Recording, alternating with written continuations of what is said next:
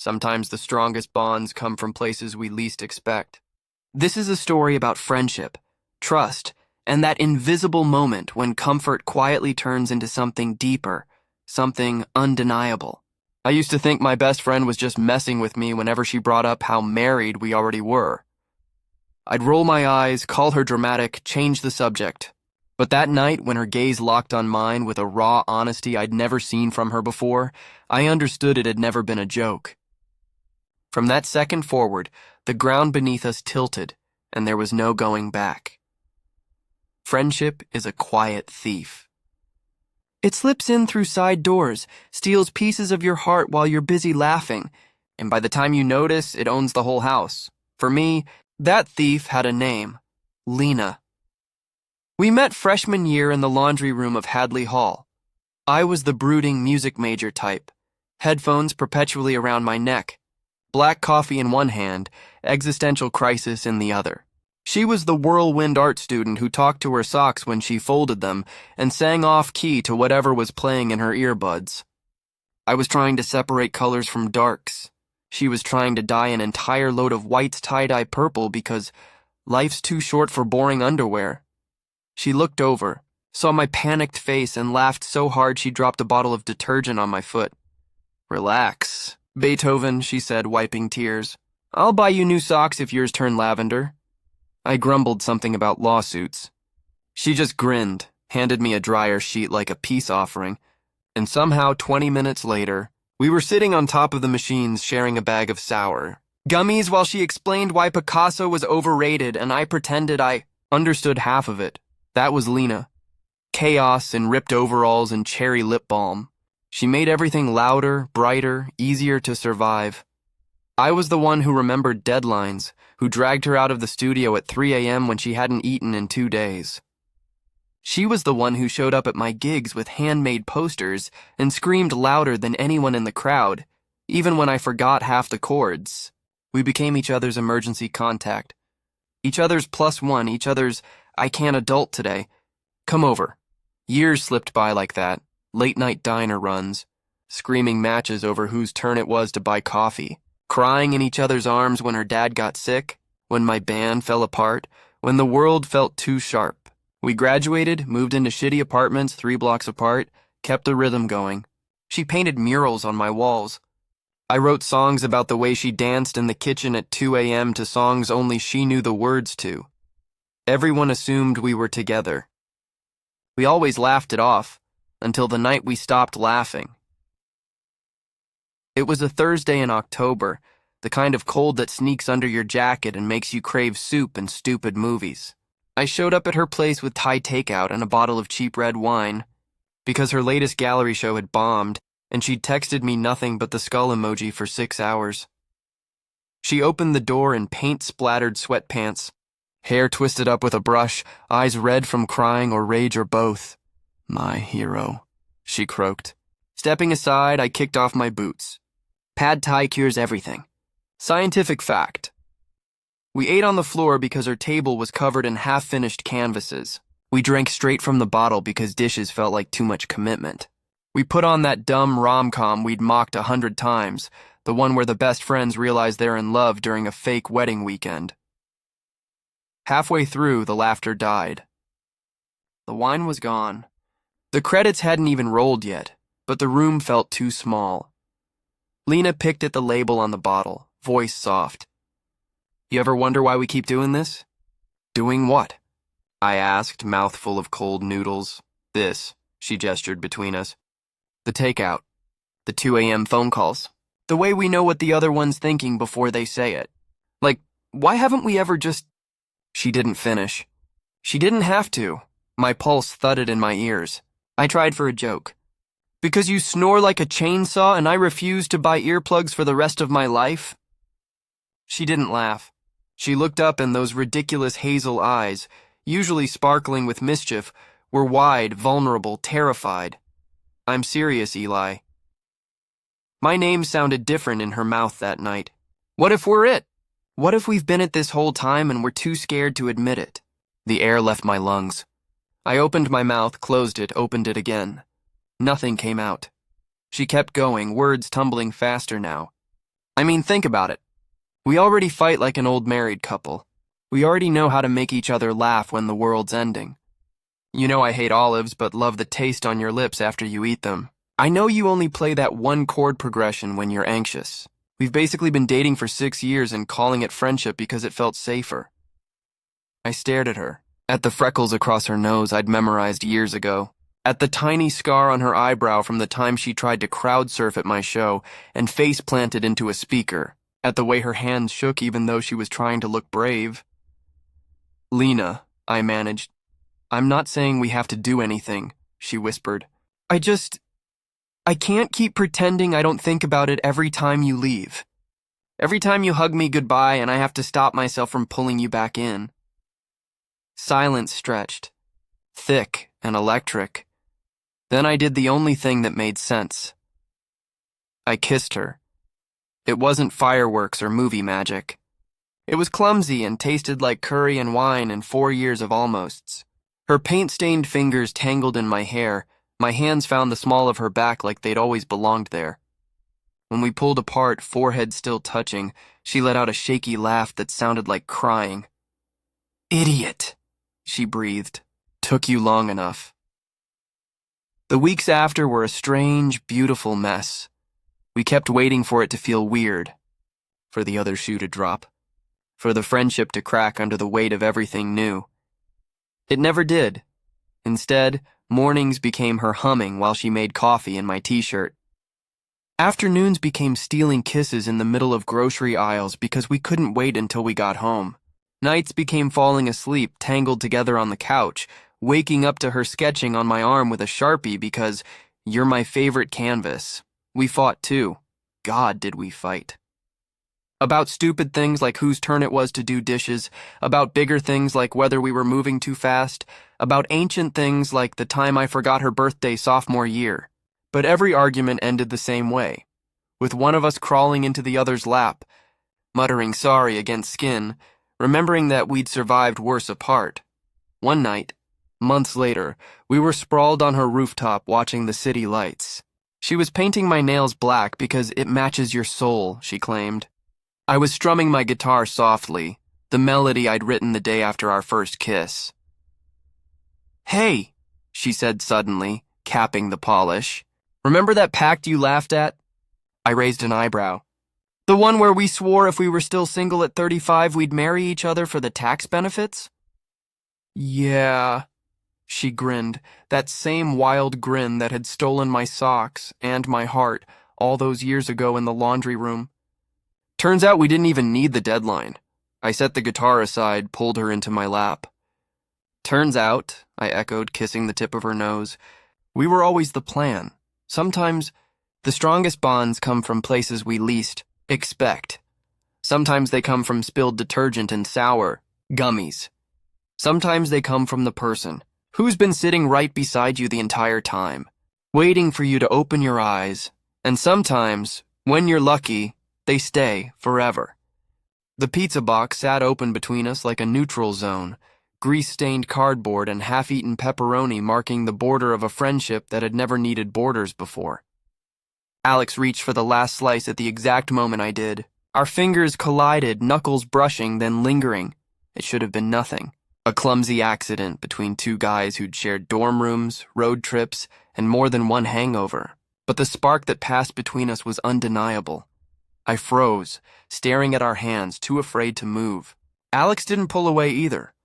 His fingers stayed against mine for just a second too long before he quietly picked up the slice and set it on my plate instead of his.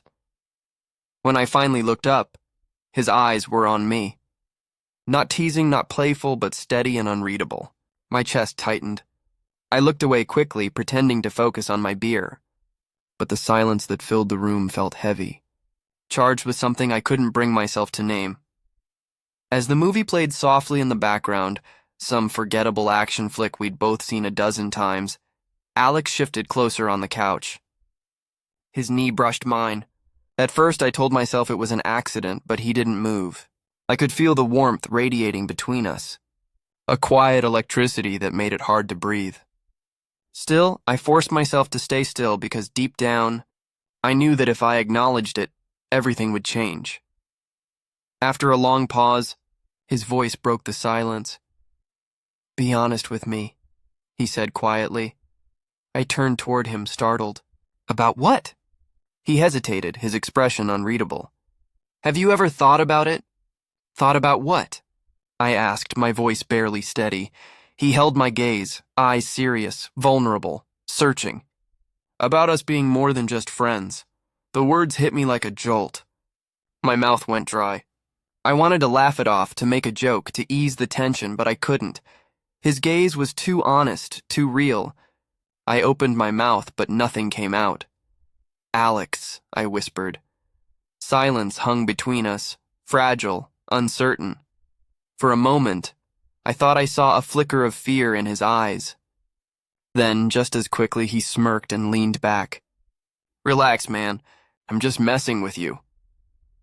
He grabbed the remote, hit play, and turned back to the screen like nothing had happened.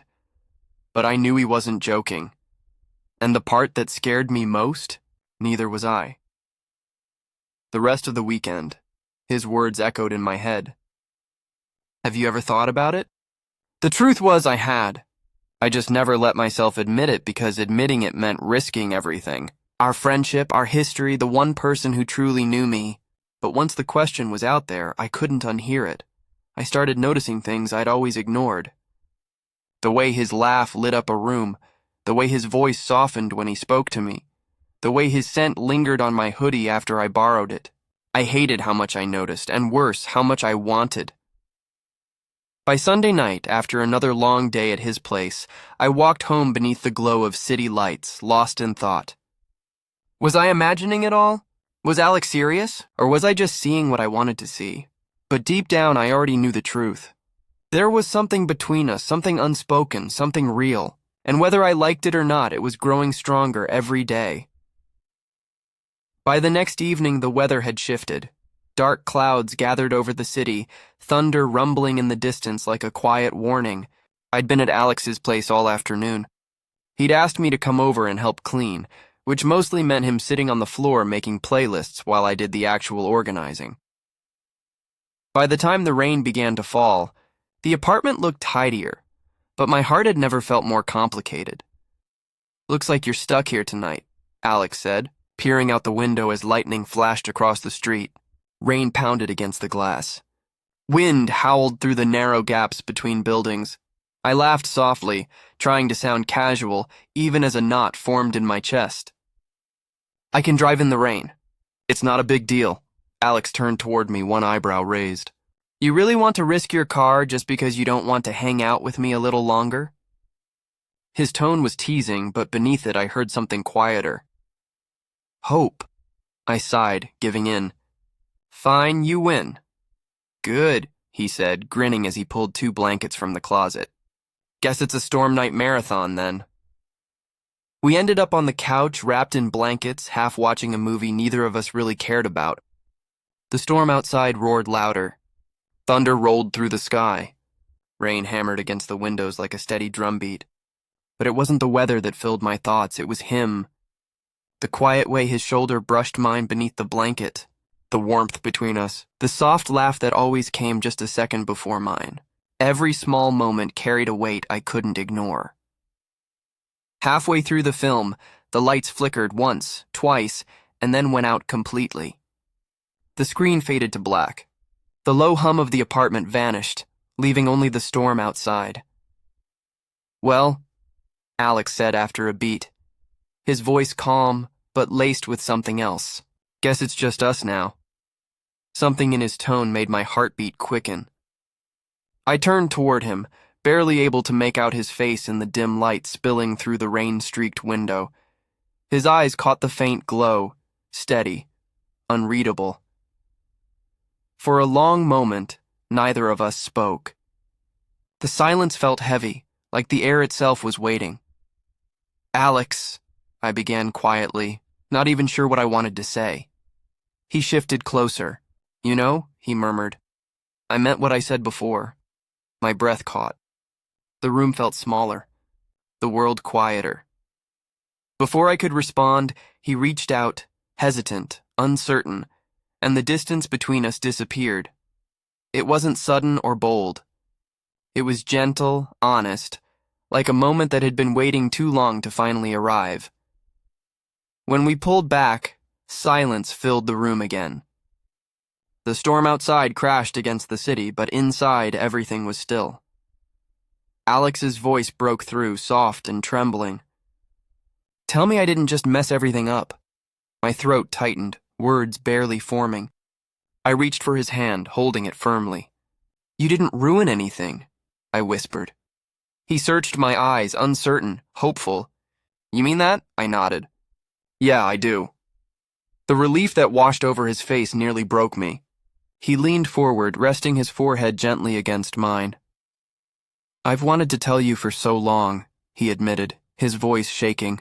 "I was just scared I'd lose you if I ever said it out loud." My chest tightened as emotion swelled inside me. "You're not going to lose me, Alex, not now, not ever." For a moment, time stopped. We sat there in silence, foreheads touching, our breathing steadying while the storm outside raged on. Yet, inside that small room, there was a calm neither of us had ever known.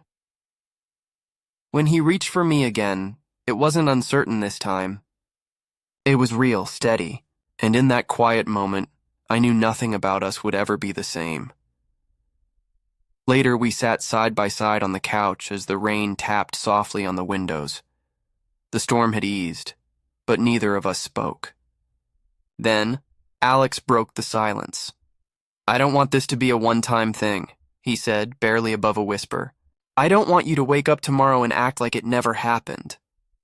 I turned toward him, brushing a strand of hair from his eyes. "I don't either." His breath hitched, then he smiled, a real one this time. Not his usual teasing grin, but something raw and honest. And in that smile, I found every answer I'd been too afraid to ask for. That night, as the storm faded and dawn began to paint the sky in soft colors, I realized something that both terrified and thrilled me. Alex wasn't just my best friend anymore. He was something more, something I'd been too afraid to admit I wanted. And now that it was real, I knew there was no going back. The days after that night were complicated. On the surface, nothing had changed. We still joked like always, still sent memes at 3 in the morning, still argued over which coffee place was better. But underneath, everything felt different. Every glance lingered a second too long. Every touch carried a quiet meaning. Every silence between us held words we couldn't say. I couldn't stop thinking about that night. The way he looked at me, the way he held on like letting go would mean losing something that mattered more than anything. But along with that warmth came fear. What if we'd made a mistake? What if this ruined everything we'd built over years of late-night talks, shared secrets, and inside jokes? What if the world outside this apartment didn't understand? Alex must have felt it too. A week later, we were at our usual bar, the one with the cracked vinyl booths and the bartender who knew our orders by heart. We were laughing about something stupid, some viral video, a work rant. But the laughter felt forced. He kept looking at me like he wanted to say something, then looking away. Finally, when the crowd thinned and the music shifted to something slower, he leaned in. "Are we okay?" he asked, voice low. I swallowed. "Yeah, why wouldn't we be?" He didn't smile. "Because you've barely looked at me all night, and when you do, it's like you're waiting for me to disappear." I opened my mouth to deny it, but the words stuck. He was right. I'd been pulling back, scared of how much I wanted this, how much I needed him. "I'm not going anywhere," he said, reading my silence. "But I need to know you're not either." I looked at him then, really looked. The faint scar above his eyebrow from a skateboard fall in college, the way his hair curled when it got too long, the way his eyes softened when he was worried. "I'm not," I said. "I'm just scared." He nodded, like he'd been waiting for me to say it. "Me too, but I'd rather be scared with you than safe without you." The words hit harder than the storm ever had. We left the bar holding hands under the table, then not holding hands on the street, then holdee. The words hit harder than the storm ever had. We left the bar holding hands under the table, then not holding hands on the street, then holding hands again when no one was looking. Small steps, tentative, real, months, passed like that, learning how to be us in a world that didn't always make it easy. There were fights, misunderstandings, moments, where one of us pulled away and the other had to pull harder. There were nights where we lay awake, whispering fears into the dark. What if my parents find out? What if we're just confused? What if this is too much too fast? But there were more mornings where I woke up to his arm draped over me, his breath warm against my neck. And I knew, without a doubt, that this was worth every risk. 1 year later, on the anniversary of that stormy night, Alex took me back to his apartment. The same couch. The same pizza box, though this time it was full. He'd strung fairy lights across the ceiling. A playlist hummed softly in the background. Our playlist. The one we'd built together over late nights and lazy Sundays. "I have something to say," he said, nervous in a way I hadn't seen in months. I raised an eyebrow. "If you're breaking up with me on our anniversary, I'm eating all the pizza." He laughed, then didn't. "I'm not breaking up with you," he said. "I'm asking you to stay. Not just tonight. Not just when it's easy, but for all of it. The messy parts. The scary parts. The parts where we fight over whose turn it is to do dishes and who forgot to buy milk." He pulled a key from his pocket, a spare to his apartment tied with a red ribbon. "I want you here," he said, "not as my best friend who crashes on the couch, but as my person. My home." I stared at the key, then at him. "You sure?" I asked, voice cracking. "This isn't big," he nodded. "I've never been more sure of anything." I took the key. Then I kissed him. Outside, the city hummed. Inside, the fairy lights glowed. And for the first time, I wasn't afraid of what came next, because whatever it was, we'd face it together. Not as friends, not as something undefined, but as us. Ruined us? What if one day she decided it had all been too much? So instead of talking about it, we pretended. Pretended that nothing had changed, even though deep down we both knew it had. A week later, we were walking along the harbor at dusk. The bay lights shimmered on the water, flickering like tiny reflections of all the things we couldn't say. The salt air was cool and still, heavy with unspoken tension. We walked in silence, arms brushing now and then until the weight in my chest grew too heavy to carry. "Elena," I said softly, my voice nearly lost beneath the sound of the waves lapping against the pier. She glanced at me, hands tucked into the pockets of her denim jacket. "Yeah?" I hesitated, then finally asked, "What are we doing?" She frowned slightly. "What do you mean?" I stopped walking and turned toward her. My heart was pounding so hard it almost hurt. "I mean us. Are we just friends who crossed a line, or are we something else?" She froze for a moment. I thought she might walk away, but then I kept going, the words tumbling out before I could stop them. "I can't keep pretending nothing happened," I said quietly. "I need to know where we stand." The silence that followed felt endless. Elena looked away, her jaw tight, her chest rising and falling. When she finally spoke, her voice trembled. "I've cared about you for years," she said softly.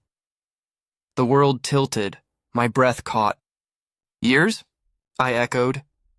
She nodded, eyes fixed on the dark water instead of me. "Since grad school, probably. I just never had the courage to say it. You were my best friend, the one person I couldn't risk losing, so I made it a joke. That way, if you laughed, I could laugh too." Her words hit harder than any tide ever could, and in that moment I finally saw it. Everything she'd never said, hidden in every joke, every glance, every silence between us. "And if you didn't laugh," she whispered, voice breaking, "I could just pretend I never meant it." My chest ached, my throat tightened. Every late-night study session, every inside joke, every small moment I'd brushed off, they all came rushing back sharp and clear in a new light. I stepped closer, my hand brushing hers. "Elena," I said. She finally looked at me. Her eyes shimmered with fear and hope all at once. "I was so sure you'd push me away," she murmured. "That I'd ruin everything." I shook my head, blinking through the sting of tears. You idiot, I said softly. I was scared too. Scared of wanting something I thought I shouldn't. But I can't hide it anymore. I don't want this to be a joke. I don't want to pretend. The relief that crossed her face nearly broke me. She let out a shaky laugh, half disbelief, half release. And before I could say another word, she pulled me into her arms. The embrace was trembling, desperate, like years of silence finally breaking apart.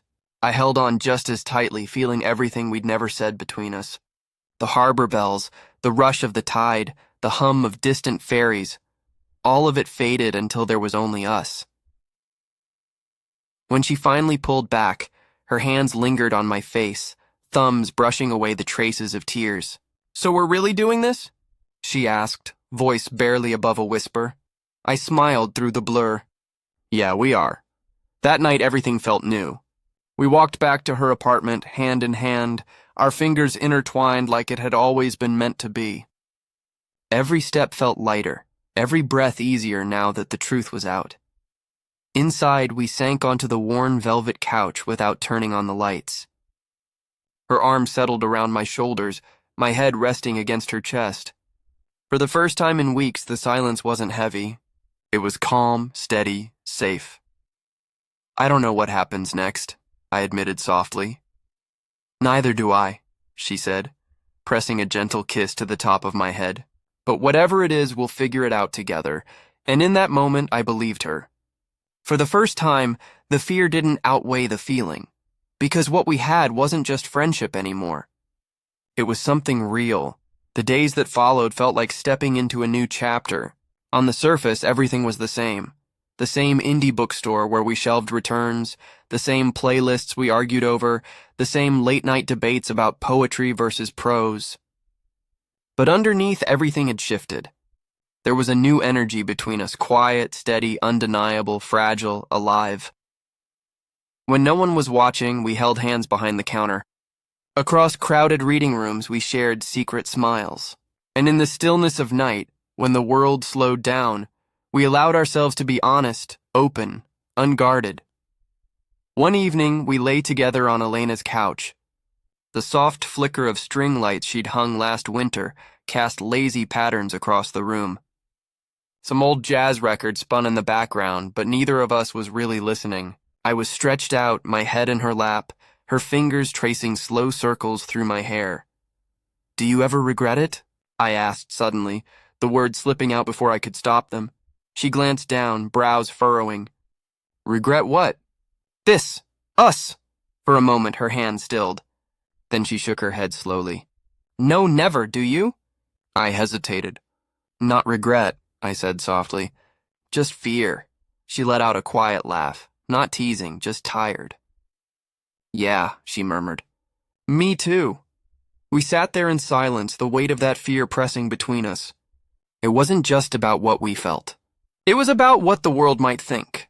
Colleagues, old classmates, parents, all the unspoken expectations we'd never dared to imagine before. Finally, Elena spoke again, her voice quieter this time. "You know what scares me more?" "What?" "The thought of going back. Pretending none of this ever happened. Losing you before I ever really had you." The honesty in her words made my throat tighten. I reached up, brushing my fingers along her cheek. "Then we don't go back," I whispered. "No matter what happens, we don't go back." She caught my hand, holding it tightly. "Deal. But promises are easier made than kept." The next morning at the bookstore, our coworker Marcus slid into the break room without knocking. He started recounting some wild story from open mic night, and we smiled and laughed like we always did. Except now, under the table, our knees brushed. Her fingers grazed mine for just a second too long, and I realized how impossible it was going to be to hide this. At one point, Marcus paused, glancing between us with a teasing grin. "You two seem closer than usual. Something I should know?" My heart stuttered. Panic rose in my chest. Before I could say anything, Elena leaned back casually, smirking. "Nah, same as always. You know us." Marcus shrugged, unconvinced but distracted, and went on with his story. I exhaled slowly, relief mixing with something sharp and aching, the quiet sting of pretending. Later, when it was just the two of us again, I asked, "Do you ever wish we could just tell them?" Elena looked away, thoughtful. "Every second," she admitted. "But it's not that simple." I nodded, though the silence that followed felt heavier than the stacks of unsold hardcovers around us, because deep down, we both knew the truth. We didn't yet know how to balance what we wanted with the world we lived in. That night, we climbed up to the rooftop of her building. The city stretched out below, lights flickering like fallen stars. The air was cool, the real stars faint but visible above the haze. For a long moment, neither of us spoke. Then Elena reached for my hand, fingers cold from the wind but steady. And as I looked out at the city, the noise, the lights, the endless motion, I realized that whatever came next, whatever the world thought, this was ours. Quiet, fragile, alive. And for now, that was enough. Elena leaned against me, her head resting lightly on my shoulder. "Do you ever wonder what this would have been like?" she asked quietly. "If we'd admitted it years ago?" "All the time," I said with a small smile, brushing my hand over hers. "But we're here now." She turned to look at me, her eyes reflecting the soft glow of the city lights. "And we are now?" I hesitated, then nodded. "Yeah," I whispered. "We are." She kissed me then, soft, lingering, filled with the quiet certainty of someone who had finally found what they'd been searching for. When we finally pulled apart, I whispered, "I don't care how hard it gets. I'd rather fight for this than live without it." Her hands tightened around mine, her voice steady. Then we fight together. For the first time, it felt real. Not just a fleeting moment or a secret we were hiding, but a choice. We were choosing each other despite the fear, despite the risk, despite not knowing what the future would bring. And that choice changed everything. Love had always been there, quietly waiting beneath the teasing, the laughter, the nights that felt too long when we were apart. It had been growing in the spaces between words, in glances that lasted a second too long, in the comfort we found in each other without even realizing why. What started as a joke became a truth neither of us could deny. And while I once thought Elena's offer was just something to laugh about, it became the most beautiful truth of my life. She wasn't just my best friend. She was my home, my heart, my forever, and together, we chose love, no matter what came next.